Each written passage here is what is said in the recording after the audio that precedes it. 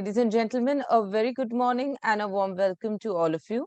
I am Shriyal Sethumadhavan, the conference producer of the Council of Enviro Excellence, CEE, and I am delighted that you could join us today for our virtual gathering to discuss the second annual Heat Rate Efficiency 2022.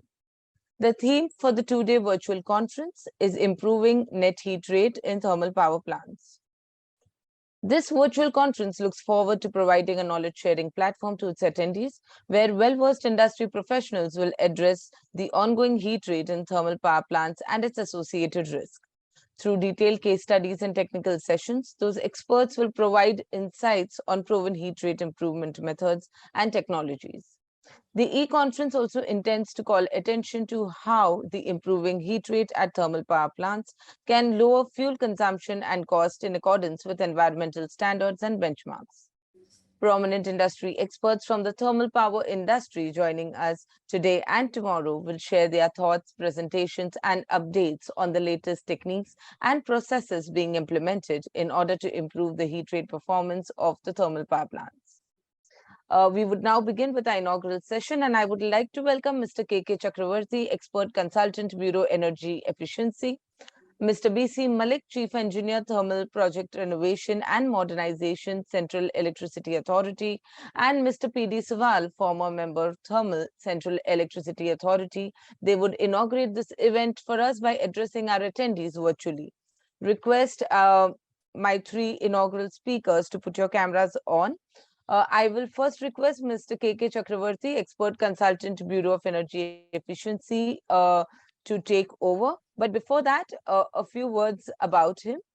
Mr. K Chakarvarti joined the Bureau of Energy Efficiency, a statutory body under Government of India in 2002, and has worked on various voluntary and mandatory provisions relating to certification of energy managers and auditors. He has coordinated various bilateral and multilateral programs with Japan, France, Canada, USA, Sweden, and several others. He has more than 41 years of experience in designing and implementing energy efficiency and conservation program and developing certification schemes for energy managers and energy auditors, developing sector-specific energy consumption norms for aluminium, cement, and thermal power sectors under PAT schemes. Mr. Chakravarti, sir, over to you from here. Thanks, madam. Ladies and gentlemen, it is my pleasure to interact with you on this net heat rate improvement webinar. I was associated with Indo-German Energy Efficiency Program about a decade back, and wherein we used a software called Epsilon.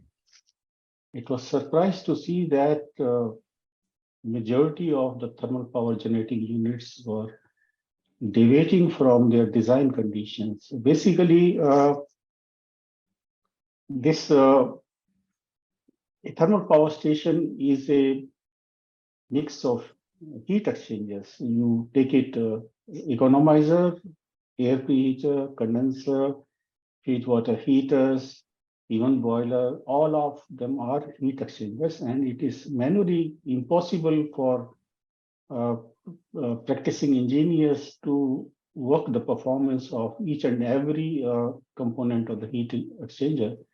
So we used software called Epsilon, and the results were quite surprising. We covered 85 thermal generating units, varying from 110 megawatt to 500 megawatt, and the majority of them were 210 megawatt units.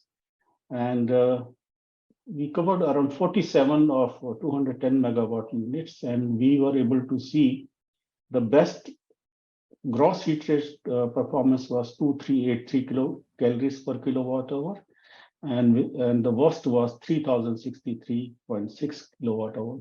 So you can see the deviation which has happened from the design gross heat rate. And we worked out the potential, and it was coming to about 14 million tons of coal per year if we extend this study to cover 141 210 megawatt unit at that time. So 14 million tons of coal could have been saved, which was around 4.2% of the coal consumption in the power sector during that year. And since NTPC power plants were not covered, only state electricity board power plants were covered. So if we assume on a conservative estimate, so 10 million ton of coal can be assumed, which can be saved by improving the gross heat rate. And if we take this as a coal consumption, then with this coal consumption or with this coal saving, one can operate a 2000 megawatt thermal power station. So my suggestion to all the professionals, all the practicing engineers is a time that we should start using offline or online softwares, which are, I think Epsilon is one of the software available from Germany, but you can also find out there may be some other softwares wherein deviation in the heat rate is converted into money value. So it will be really helpful if we use this software. So this type of softwares works on mass and heat balance, and also indicates at some points of time that in case some instruments are non-functional or instruments availability is not there, or measurement is not possible, or operating parameters are not available, one can really assess that performance. I remember the case of Gandhinagar thermal power station, 210 megawatt. Power generation was getting affected because of condenser vacuum.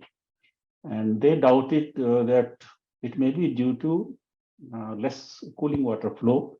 So they engaged a consultant who spent about 15 days time to find out what has happened. And when during the discussion, one of our consultants who was working on this Epsilon software, he pointed out, I can do it within few seconds to tell you that what is the major problem. And by using that software, I think within a minute, he informed that the cooling water flow is less in the condenser, because of which your condenser vacuum is getting affected. So you can see the power of such type of softwares where we can have immediate corrections, immediate application, as well as to improve the performance of our power station. So I would urge all the practicing engineers as well as power station people that now is the time we should move to online or offline softwares. Normally, getting into online softwares will be difficult for Indian condition, because in some of the power station we may not have VFDs or other online operation, but at least we should start using offline assessment of the gross and net heat rate. So with these few words, I wish the webinar a grand success, and I hope you will have useful interaction during the conduct of this webinar today and tomorrow. Thank you once again for inviting me to join this webinar.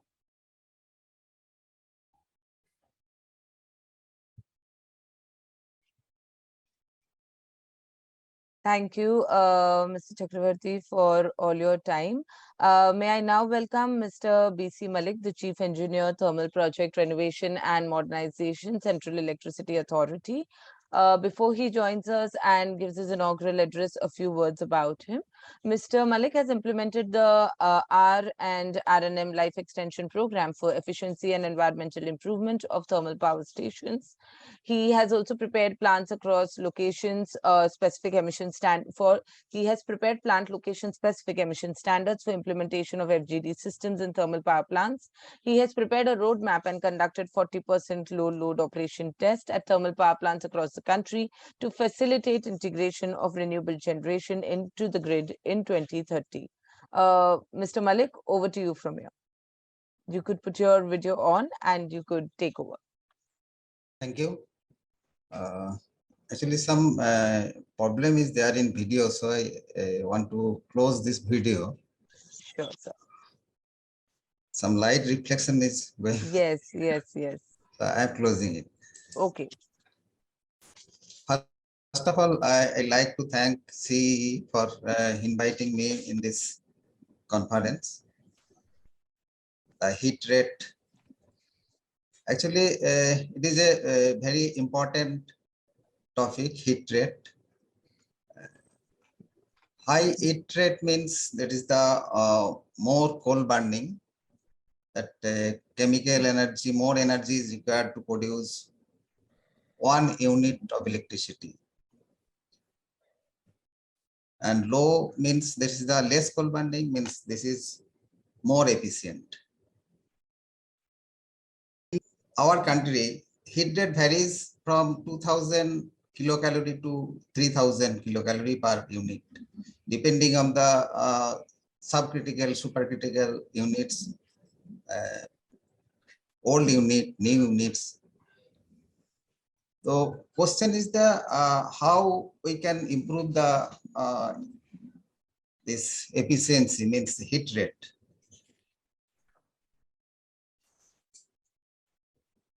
By that can be increased by means of RNM, renovation, effective renovation and modernization.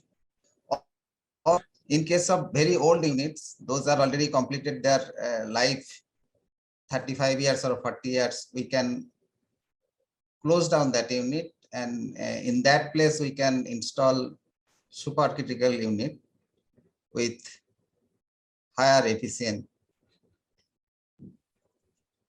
Another thing is that affecting the heat rate, that old unit, that is the suppose we are running that unit 25 years, by the way that is deviating from the design heat rate about 20% or more we are seeing in India. Now coming to the coal quality in India, that the JCB. JCB varies from 2500 kilocalorie to 4500 kilocalorie in Indian coal. That is the average. If we take average 3500 kilocalorie per kg, and unit heat rate, if we take 2000, then our specific coal consumption is coming about 0.55 gram. So we have to burn coal about half kg of coal, more than half kg slightly, 550 gram, to generate 1 unit of electricity. If that unit's heat rate is suppose 400, then this figure is coming about 0.680 kg. That's mean 680 gram. That is the increase of coal consumption per unit. Our Indian average plant load factor of Indian thermal power plant is about 60%. So that annual coal consumption will increase about 0.5 million ton for 500 megawatt units. We have about 35 gigawatt units, old units, that is running nearly 2600 kilocalorie per kilowatt, or the unit heat rate. If we reduce about 10%, 10% of heat rate means lower the heat rate, that's mean efficiently we can run it, then we can save about 40 million ton of coal in a year. That means equivalent amount of carbon dioxide, greenhouse gases we can reduce by combustion of coal. If we see the target 2023-24, we have electricity generation is required about 1250 billion units. And we have domestic coal-based thermal power plant coal requirement about 800 million ton of coal, and ICB base, that is the import coal based generation, is required about 30 million of coal. So total requirement in a year, next year prediction is about 840 million ton coal. If we reduce the heat rate about 5%, that can already that is already deviated from the design heat rate. If we reduce 5%, then about 42 million ton less coal burning will be there. Considering these few things, CA already in this last month, October, prepared a RNM guideline. We have considered few things. One is the RNM guidelines objective is the operational improvement. That is the heat rate or efficiency improvement. If any plant, any generating unit deviates, that heat rate deviation is more than 15%, even if it is a new unit comparatively 7 years or 8 years, then we have proposed for RNM means renovation and modernization, so that we can improve the heat rate to the design level.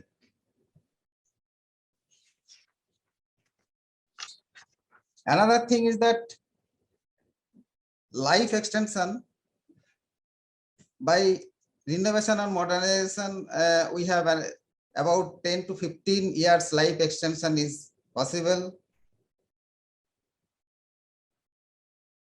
Third thing is the compliance of the new MOEF and CC norms, environmental norms.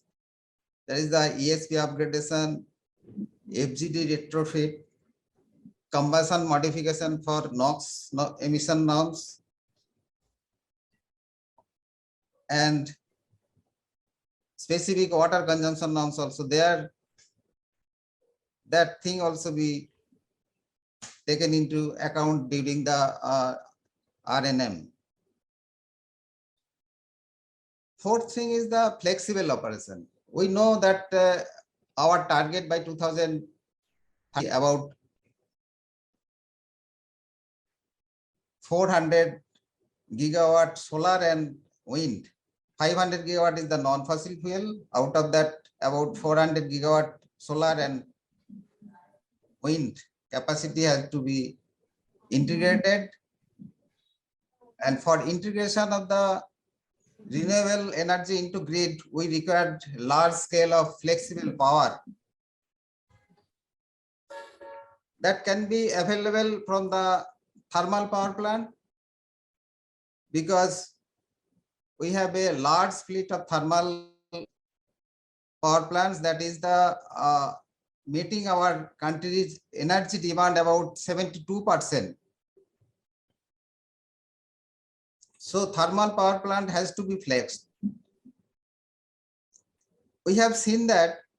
We have also performed about pilots, that is the technical study and actual field test in 6 numbers of generating units, where we have successfully achieved 40% low load without oil support. And in the study what we have conducted, we have seen that there is a efficiency degradation. That means net heat rate degradation. Net heat rate will be increased about 10 to 16%, depending on the size of the unit and the technology, that is subcritical or supercritical depending on that it is increasing. So in the renovation and modernization guideline, we have also taken into account that on flexible operation, that control system upgradation, optimization, RAM rate improvement. Another thing is the RAM rate improvement. We know that 3% RAM rate is the mandate for the power plant, but that is achieved, that can be available only in the higher side load, 70% to 100%. When we are testing RAM in the lower load, that is the 40% to 55%, we are not even getting 1% RAM rate. It is practically we are getting 0.8 to 0.95% RAM rate per minute. And in 55% to 70%, we are getting less than 2%. So in RNM guidelines, also we have proposed some modification so that we can achieve slightly higher, more than 1% in lower level, 40% to 55%, and at least 2% in between 55 to 70%, and 3% in between 70 to 100%. Another thing is that two-shift operation cannot be ruled out in 2030. That old plant, those have already completed 25 years of their life, their efficiency is not good, heat rate is high. We can utilize that these units in peaking support. They can run in the peak hours only and daily start-stop mode. So we require start-stop, the startup optimization also required in the, that thing we have also recommended in the renovation and modernization guidelines. Last one is the biomass co-firing. That is also as per the prevailing policy or regulation. We have to see that so that there is no difficulty in achieving that target. In this direction, renovation and modernizations have to be done.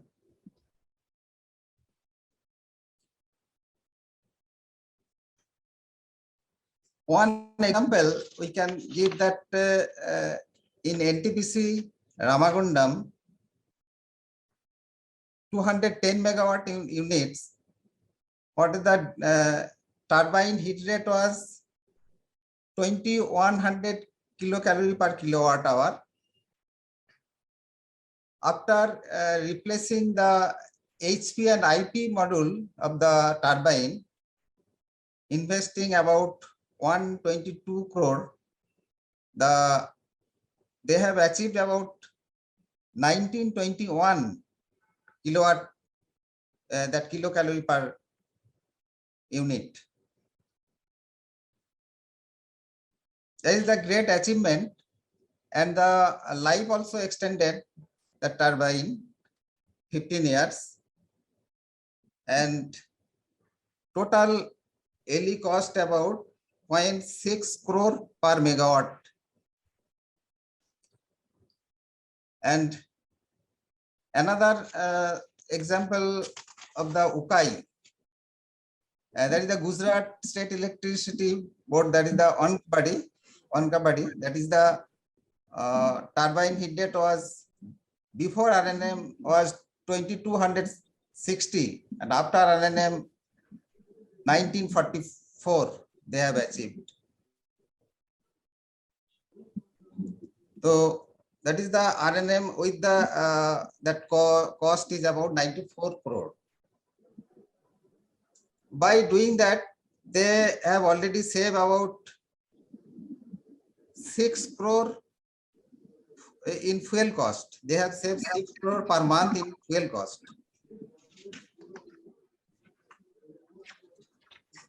So it is a very important thing that the heat rate improvement, we should do that thing try to improve the heat rate of the generating unit to the design value, and that will help in reducing the greenhouse gases and achieving our target. But in the same time, we have to think about also the affordability of the common person, because in one hand we are increasing the RE generation and reducing the minimum technical limit of the thermal power plant.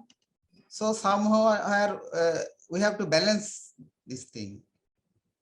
Instead of retiring old plant, we can utilize effectively in RE integration.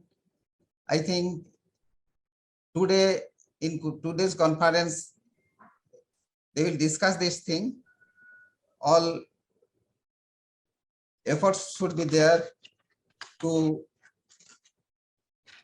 address every positive and negative thing, so that in conclusion we can draw something in positive direction. Thank you. I wish a grand success of this seminar. Thank you. Thank you. Thank you for those updates, Mr. Mallick. And as I welcome Mr. P. D. Siwal, former member, Thermal Central Electricity Authority, to join us, a few words about him. Mr. Siwal has more than 34 years of experience in many facets of the Indian power sector through various assignments in the Ministry of Power, the Central Electricity Authority, and the Department of Atomic Energy. He has taken initiatives in streamlining the coal linkage and resolving the issues of stressed thermal power projects. His support to the power industry is still well recognized by various forums and associations. He has been deeply involved in resolving renewable integration issues, including balancing sources requirements, energy storage, etc. He was superannuated in 2020 as member thermal and ex officio additional secretary to the Government of India, wherein he was responsible for the overall development of thermal power projects in the country. He is still actively involved in various assignments of the government as well as the private sector. Mr. Siwal, over to you from here. Thank you, Shreya. Good morning, Mr. Mallick, Mr. Chakravarti, ladies and gentlemen, and the participants, speakers, and thanks CEE for inviting me on this annual heat rate efficiency. See, when we are talking of thermal power projects, we are talking a capacity of 210 gigawatts, a mammoth capacity.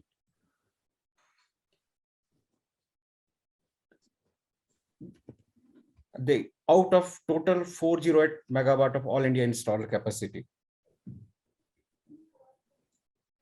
For a coal-fired station, the largest expense, which is about 55 to 75% of the total power plant expense, is fuel. Thus, reducing the heat rate will definitely increase the margin as well as reduce the tariff. In addition to that, the low coal consumption will definitely result in low carbon dioxide emission and other pollutant. See, the major challenge is, as my colleague Mr. Mallick has already told, around 72% generation comes from thermal power plants. Major challenge comes about part load operation. Now we are talking of 2-shift operations, seasonal operations, and so many things. Even though we have reached our technology from subcritical, supercritical, ultra supercritical, advanced ultra supercritical, but whether we can sustain this criticality in the thermal power station, keeping in view of the integration of the solar power, which is at present about 61 gigawatt, and more it will be added. Further, India has already committed by 2070, all thermal power plants will be closed. So we have to think in a very big way. There are so many factors which are affecting the heat rate. I already told about the part load operation, heat rejection system, soot blower operation, steam temperature control, coal quality, inadequate maintenance. These are the major factors which are affecting. But there are solutions also. But these solutions are capital intensive, like variable frequency driver, intelligent soot blowing system, automated boiler drains, and cold drying system, etc. The important thing, our system, thermal power projects generates a lot of data. These data are not being efficiently used by most of the power plants, except the initiation has already made by NTPC. If we use digital technology like big data analysis and predictive analysis, that will be very, very useful, keeping in view of the future scenario of the thermal power stations. The predictive data analysis is simply the type of data which we have to collect, then make a model building of these data, and then implement. This will give very well predictions of our critical items and help in improving the heat rate. This prediction and the behavior can be useful in combustion optimization, soot blower optimization, steam temperature control, boiler draft system control schemes, automated polarizer monitoring and control, proactive maintenance. This digital technology like big data analysis had already been initiated by NTPC and but not being used by other power plants in the states and the private and state governments plant. My humble request to Central Electricity Authority, Mr. Mallick, one of the brilliant officer is here, to look into this, the digital technology, the big data analysis, which will lead to lower heat rate, thereby lowering the fuel cost and improving the power plant efficiency. For the Epsilon software, I think during my tenure, we have recommended the use of Epsilon software. I don't know how much it is being implemented now. Mr. Chakravarti may be knowing better. Anyhow, the latest tool we should use for this is my request to all those are participants and the speakers. With this, I thanks to CEE and all the participants for the best wishes and successful seminar. Thank you very much.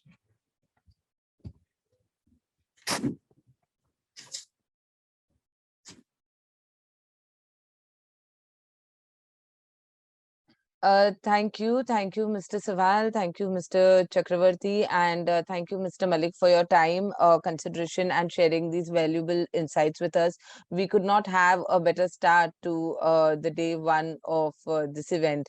So thank you so much, sir, for all your time, and I'm sure this only keeps us more optimistic to go forward and proceed with our discussions in this two-day virtual event. I have one comment to add. Sure, sir. I think we have to also learn from the private sector, Indian private sector. Recently, I have been to aluminum plant, which also has a smelting unit as well as 150 into 6 numbers of thermal power station, captive power generating units. So they have gone for Microsoft Power BI, business intelligence, as well as artificial intelligence. So Mr. Siwal pointed out that plenty of data is being generated, but we are unable to use it properly and analyze it properly. So there I saw that how they are making use of this type of IT 4.0. Yes. And it's really working very well, and they have improved their specific energy consumption performance or the key performance indicator and 4% energy saving have been achieved because of these software tools. So time has come to use these type of tools, and manually it is simply not possible to diagnose the data. I also remember one of the CEO of Renovation Thermal Power Station.